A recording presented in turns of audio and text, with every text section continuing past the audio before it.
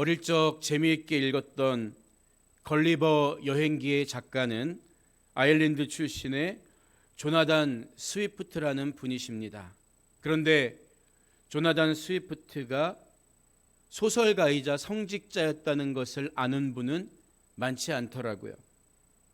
하루는 스위프트에게 어떤 부인이 찾아와서 고민을 이야기합니다. 저는 교회에 올 때마다 제가 제일 예쁘다는 생각을 떨칠 수가 없어요. 그게 죄인 줄 알면서도 통제가 잘 안 되거든요. 이것을 어떻게 해야 할까요? 그러자 스위프트가 분명한 어조로 말합니다. 그것은 죄가 아닙니다. 그 부인은 자기 아름다움을 인정한 것으로 여기고 얼굴에 환한 미소가 번졌지요. 이때 스위프트가 한마디를 덧붙입니다. 그것은 죄가 아니라 부인의 착각일 뿐입니다. 착각은 자유라는 말이 있죠. 돈도 안 들잖아요. 하지만 그 착각이 개인의 문제로 끝나는 게 아니라 누군가에게 영향을 미친다면 이것은 심각한 문제가 될 수 있는 거예요. 특히 성경을 자기 멋대로 해석한다든지 그것을 남에게 적용시키고 남용하는 것은 굉장히 위험한 일입니다. 가령 내게 능력 주시는 자 안에서 내가 모든 것을 할 수 있느니라. 빌립보서 4장 16절 말씀은 우리 성도님들이 참 좋아하는 구절입니다. 어릴 적 친구가 제게 크리스마스 카드를 건네줄 때도 이 구절을 써서 보내줬더라고요. 하지만 빌립보서의 맥락에서 보자면 이 말씀은 내가 원하는 걸 믿음만 있으면 다 이룰 수 있다는 의미가 아닙니다. 앞서 바울은 자기가 풍부에 처할 줄도 알고 비천에 처하는 법도 깨달았다고 하죠. 그러니까 가난하든 부하든 사명대로 끝까지 살 수 있었던 게 돌아보니까 하나님의 능력이었다는 고백이에요. 절대 믿음만 있으면 내가 원하는 게 다 이루어진다. 이런 맥락에서 한 말이 아니라는 거죠.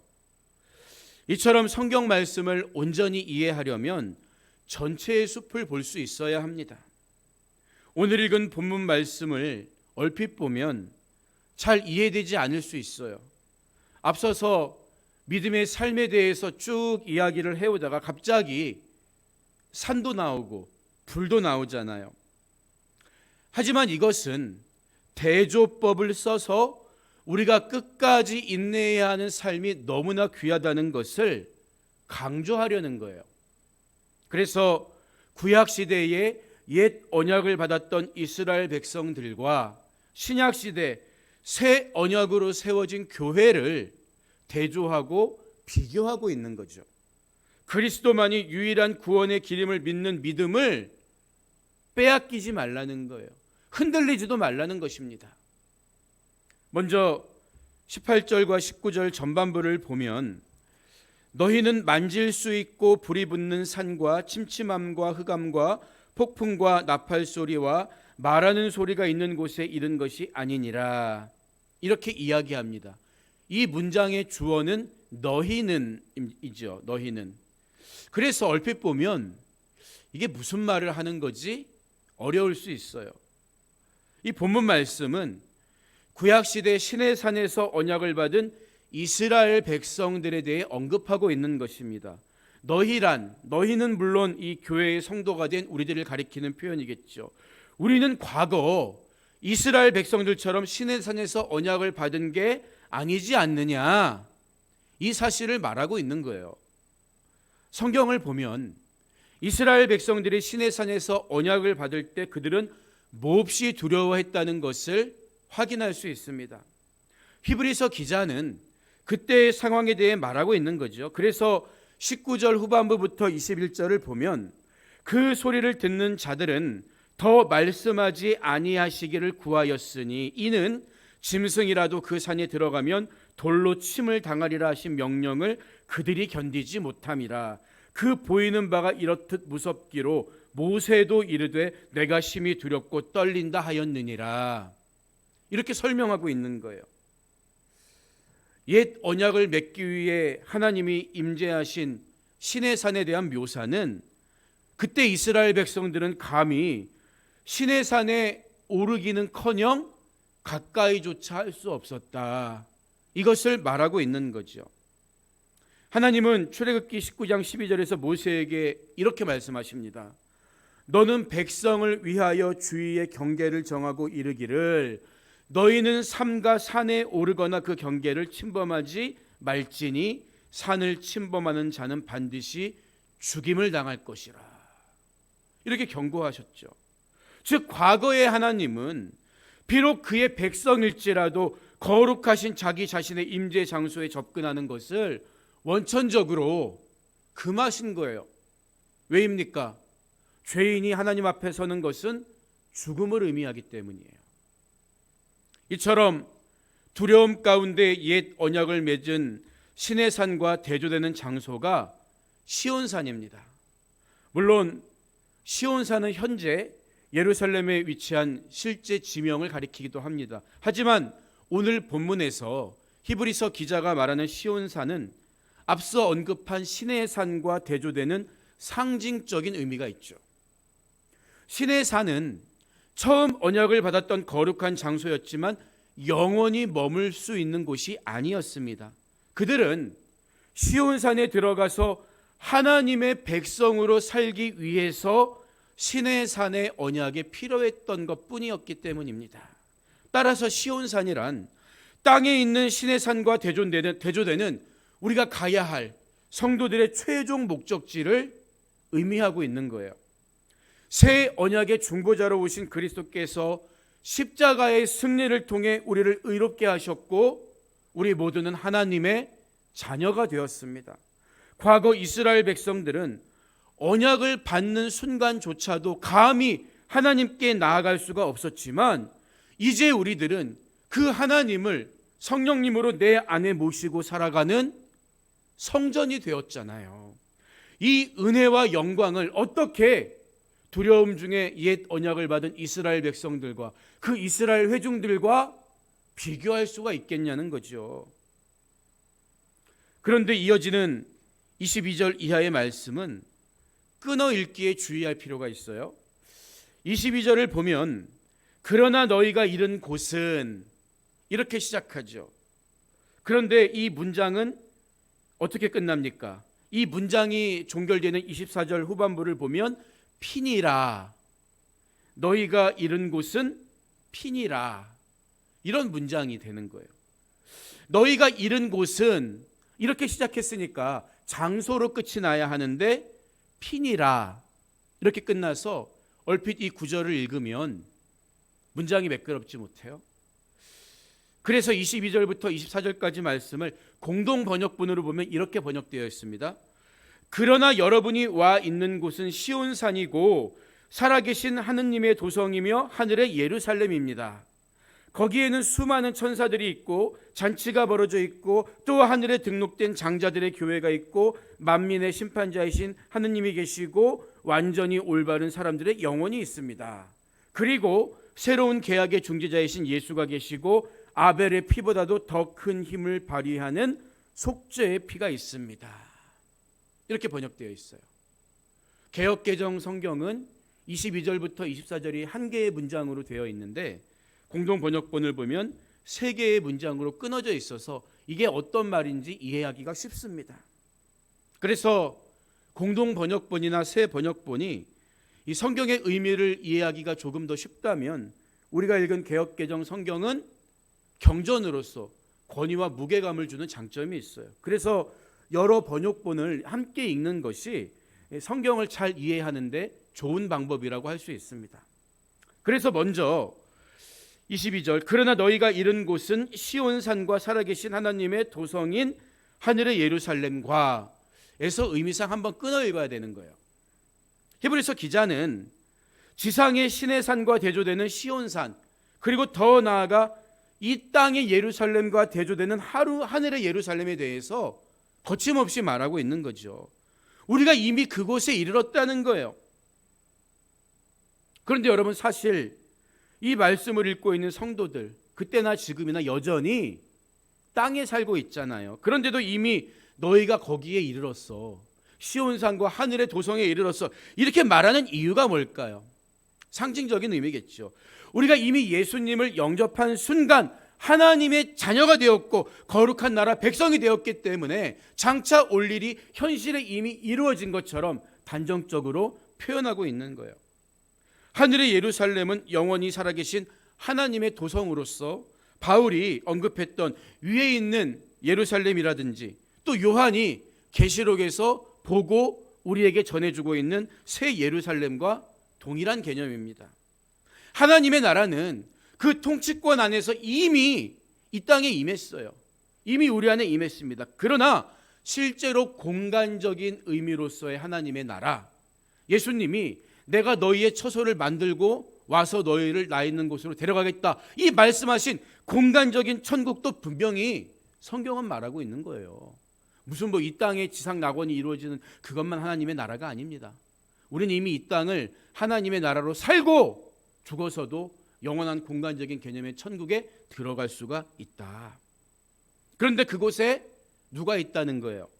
계속해서 본문을 보면 천만 천사와 하늘에 기록된 장자들의 모임과 교회와 만민의 심판자이신 하나님과 및 온전하게 된 의인의 영들과 새 언약의 중보자이신 예수와, 또 의미상 여기서 한번 끊어 읽어야겠죠.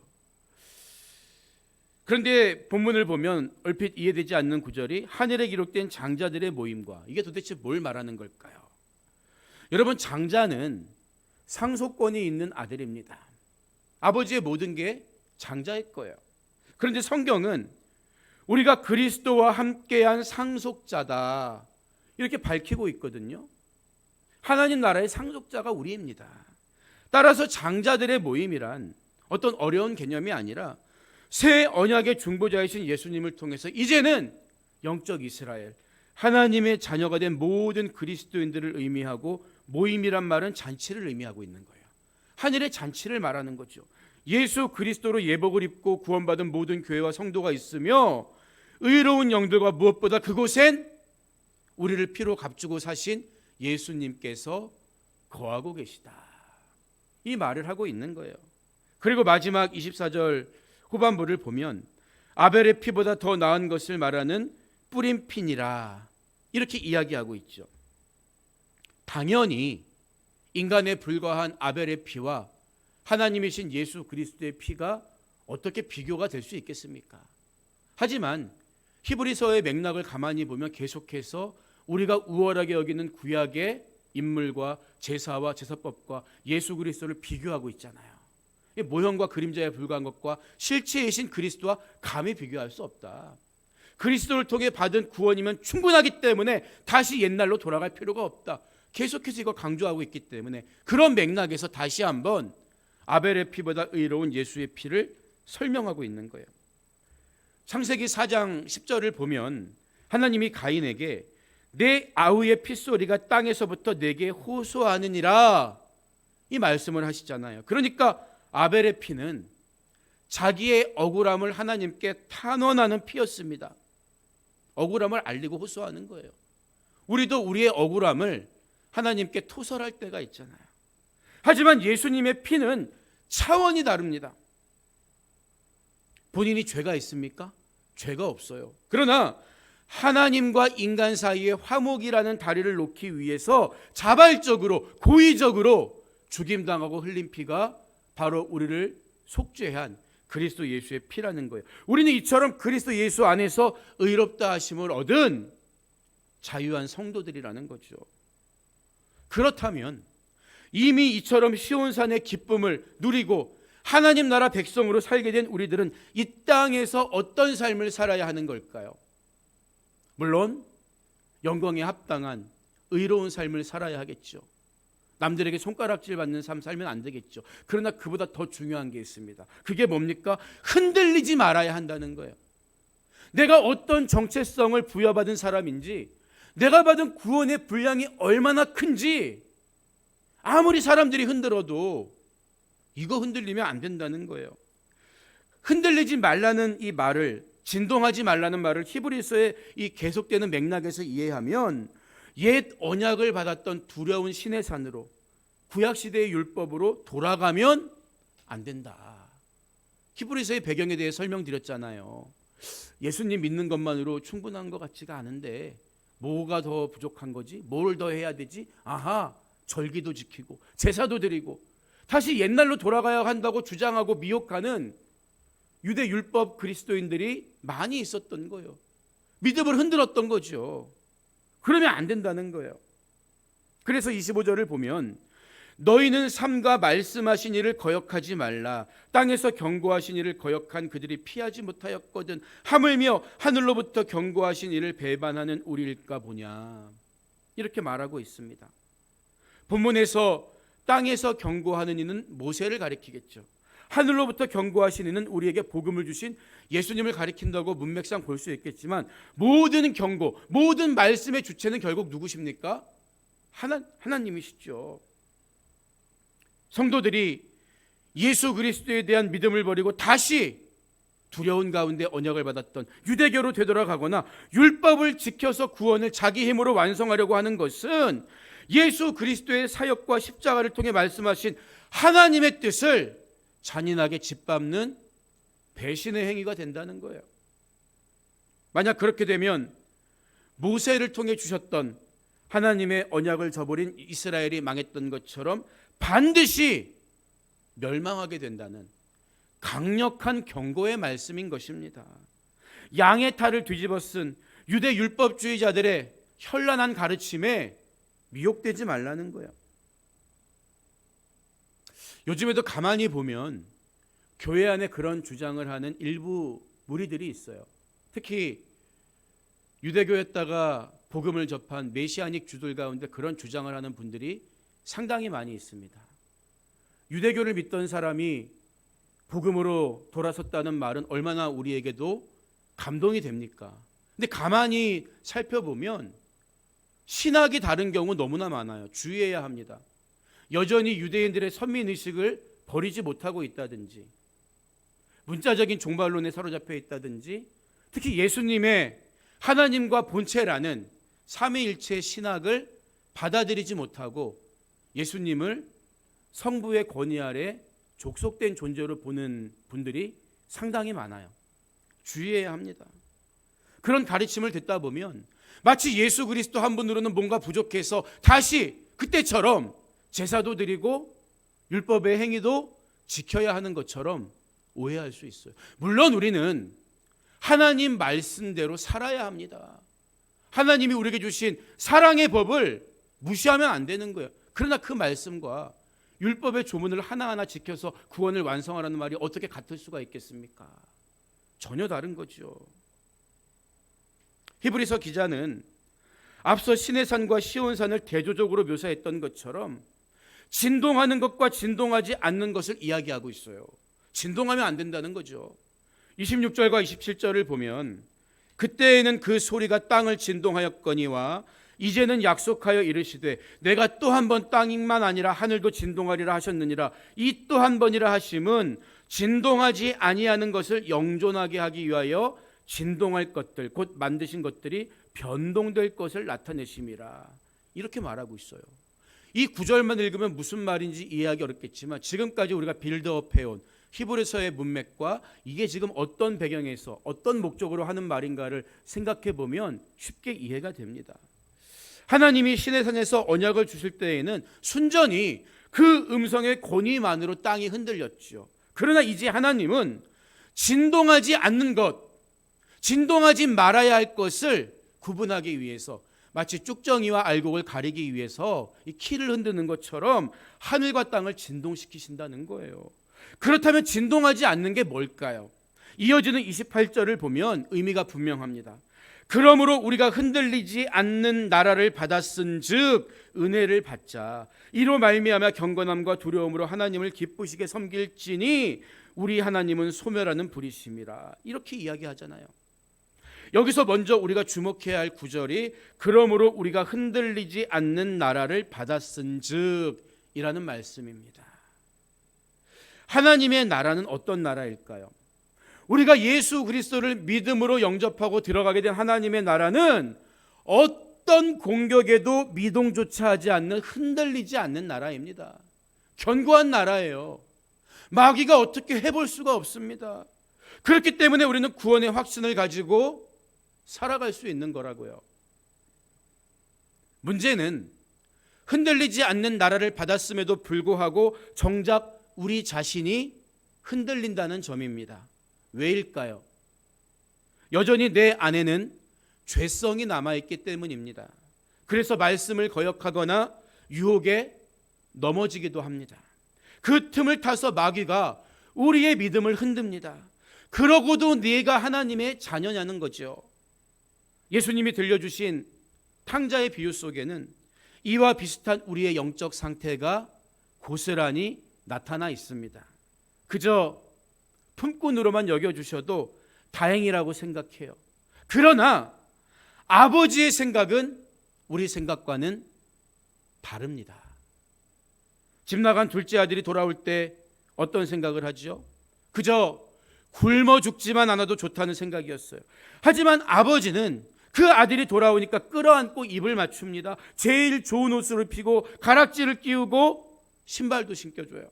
그리고 살찐 송아지를 잡아 잔치를 엽니다. 함께 기뻐하자고 사람들을 초청해요. 그런데 이 소식을 들은 맏아들이 불평하면서 집에 들어가지 않죠. 유대인들은 이 맏아들의 모습을 율법의 역할이라고 해석해요. 율법의 역할. 비록 아버지의 무조건적인 사랑으로 다시 아들로 인정됐지만 형이 불평하고 원망하는, 자기의 죄가 생각나게 하는 그 지적으로 인해서 내가 얼마나 큰 은혜 받은 사람인가, 내가 아버지께 얼마나 대단한 용서를 받은 사람인가를 잊지 않게 한다는 거예요. 우리는 율법에 대해 이미 죽었습니다. 그러나 율법은 여전히 나에 대해 살아 있습니다. 그래서 말씀 앞에 부족하고 연약한 나 자신의 모습이 죄를 짓는 순간마다 그려지게 하는 거예요. 왜일까요? 받은 은혜가 얼마나 큰지를 기억하고 아이의 믿음에서 청년의 믿음으로, 청년의 믿음에서 부모의 믿음으로, 마지막에 그리스도의 장성한 분량에 이를 때까지 점점 자라가게 하기 위해서 말씀이 나를 찌르기도 하고 아프게도 하는 거죠. 그래서 율법은 선한 것입니다. 우리의 의로는 절대 하나님의 자녀가 될 수 없는 죄인일 뿐이었지만 은혜로 인해서 흔들리지 않는 나라의 백성이 된 것뿐이에요. 하지만 중요한 것은 우리가 영적 아이라면 자라가야 한다는 거예요. 영적 아이이기 때문에 은혜를 쏟아버리기도 하고 죄를 짓기도 하고 넘어지지만 점점 자라나야 하는 사람이 되는 것입니다. 말씀대로 살지 못하는 것은 여전히 우리가 성숙하지 못하기 때문이지, 그렇다고 해서 우리에게 주신 구원이 취소되지 않는다는 거예요. 하나님의 나라는 절대 흔들리지 않는 견고한 나라이기 때문입니다. 죄의 문제와 함께 우리 믿음을 흔드는 게 또 한 가지가 있는데 그게 바로 고난의 문제입니다. 고난이 얼마나 강력한지 지난날 은혜 받은 사람도, 지난날 하나님의 손길을 경험하고 치유받은 사람도 오늘 힘들고 오늘 병들면 하나님 어디 계시냐고 원망하는 게 우리 인간의 연약한 모습이라는 거죠. 홍해를 건너고 나서 소고를 치면서 그 능력 앞에 하나님을 찬양하던 이스라엘 백성들이 마실 물이 떨어져서 하나님을 원망하는 입술로 바뀌는데 걸린 시간이 딱 3일이었습니다. 3일. 그런데 마라의 샘으로 내려가는 여정을 가보면 오른쪽에는 그들이 하나님의 은혜로 건너온 홍해 바다가 보여요. 계속 그 바다 보면서 내려가고 있는 거예요. 그럼에도 불구하고 어제의 은혜는 오늘의 고난 앞에 잊어버리기 쉬운 것이 우리 인간의 모습이라는 거예요. 여러분, 하지만 신앙은 경주라고 했습니다. 피 흘리기까지 싸워야 하는 믿음의 싸움이라고 했습니다. 하나의 여정이라고요. 우리가 공격당할 때도 있는 거예요. 그러나 걷고 나서 돌아보면 하나님이 우리 여정 중에 때로는 돌아보게 하시려고, 또 간절히 부르짖게 하시려고 나에게 고난도 허락하실 때가 있다는 것을 고백하게 되잖아요. 고난이 있어도 하나님은 결코 나를 포기한 게 아닙니다. 하지만 세상이 주는 마음은 그런 마음이 아니에요. 그래서 우리가 기도해야 하는 거예요. 기도할 때 고난이 사라지는 경우도 있지만 기도해야 이 고난 가운데에도 나를 향한 하나님의 사랑이 변함없다는 사실을 깨닫고 우리 마음이 무너지지 않을 수가 있기 때문입니다. 모든 일에 기도와 간구로 너희 구할 것을 감사함으로 하나님께 아뢰라. 그리하면 모든 지각에 뛰어난 하나님의 평강이 그리스도 예수 안에서 너희 마음과 생각을 지키시리라. 고난 중에 있는 우리 마음과 생각이 하나님 어디 가셨어? 하나님 날 버리셨나 봐. 이런 저주받은 마음이 아니라 그럼에도 불구하고 하나님은 이 고난을 알고 계셔. 의미가 있을 거야. 하나님이 마지막엔 웃게 하실 거야. 하나님의 은혜가 있을 거야. 이 마음과 생각으로 바뀔 수가 있다는 거예요. 기도할 때. 이처럼 우리가 흔들리지 않는 나라의 백성으로 살아가려면 죄의 문제와 고난의 문제로 인해 이미 받은 은혜를 쏟아버리거나 흔들려서는 안 된다.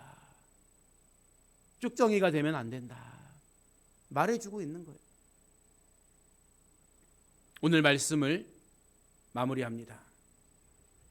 인도 선교에 평생을 바친 스탠리 존스 선교사님의 영적 자서전이라 할 수 있는 순례자의 노래라는 책을 보면 이런 구절이 나와요. 건강을 해치는 정신적, 감정적, 도덕적, 영적 태도들이 있다. 그것에 맞서 싸우지 말고 그것들을 예수 그리스도께 내어드리고 이렇게 말하는 것이다. 주님, 이제 이것은 당신의 문제입니다. 나는 이것을 당신의 손에 맡깁니다. 어찌해야 할지 일러주십시오. 나는 그분에게 주의를 기울이고 그분의 지시를 구한다. 그러면 그분께서 나를 붙잡으신다. 이런 성찰을 한 이야기죠. 때로는 악과 싸우는 행위 자체가 나를 흔들 때가 있어요. 이때 가장 분명하고 확실한 것은 스탠리 존스 선교사님의 경험처럼 예수님께 맡기는 것입니다. 그래서 베드로 사도는 너희 염려를 다 주께 맡기라. 이는 그가 너희를 돌보심이라. 권면하는 거지요. 여기서 돌보다라는 말로 번역된 멜레이라는 단어는 깊은 관심을 갖는다는 뜻이에요. 하나님은 나에 대해 무관심한 게 아니라 또는 내가 원하는 것만 주시는 게 아니라 나에 대한 깊은 관심으로 나에게 정말 필요한 것을 주시는 깊은 손길로 인도해 가신다는 거예요. 그게 돌보신다는 말의 의미입니다. 내 머리카락까지 세고 계시는 하나님은 절대 고통받고 있는 나를 혼자 내버려 두지 않으십니다. 신앙은 여정입니다. 그 여정을 기도로 주님께 맡기시기 바랍니다. 하나님이 계신 거룩한 도성에서 영원히 그분과 함께 복락을 누리는 그날까지 흔들리지 않는 믿음으로 흔들리지 않는 나라를 오늘도 살아가는 여러분 모두가 되시기를 주님의 이름으로 축복합니다.